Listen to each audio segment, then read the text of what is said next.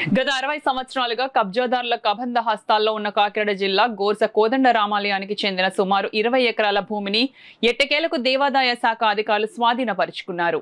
కొన్నేళ్లుగా గ్రామస్తులంతా కలిసి చేస్తున్న పోరాటానికి ఫలితం దక్కడంతో గ్రామస్తులు ప్రభుత్వానికి కృతజ్ఞతలు తెలియజేస్తున్నారు. పిఠాపురం నియోజకవర్గం యు కొత్తపల్లి మండలం గోర్సలో ఉన్న పురాతనమైన శ్రీ కోదండ రామాలయానికి చెందిన సుమారు 20 ఎకరాల భూమిని ఆక్రమణదారుల నుండి అధికారులు స్వాధీనపరుచుకున్నారు.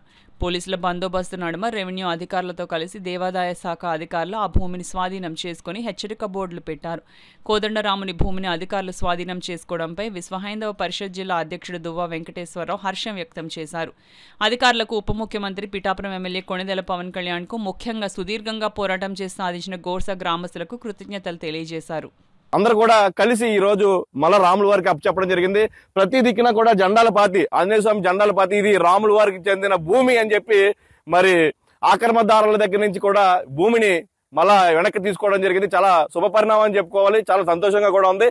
1000 సంవత్సరాల పురాతనమైన ఆలయం సీతారాముల వారి ఆలయం. దాన్ని 60 సంవత్సరాల క్రితం ఎవరైతే ఆక్రమణదారులు ఆక్రమించారో వారి చెర నుంచి నేడికి విముక్తి కలిగిందని చెప్పి తెలియజేస్తున్నాం.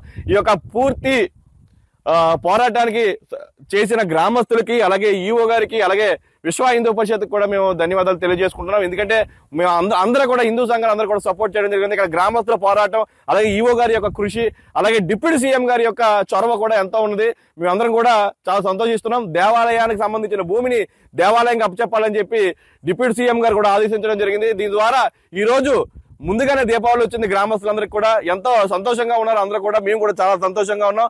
రామాలయం యొక్క భూమి 20 ఎకరాల భూమి మీరు చూసుకున్నట్లయితే కనుచూపు మేరంతా కూడా రాముల వారి యొక్క భూమే.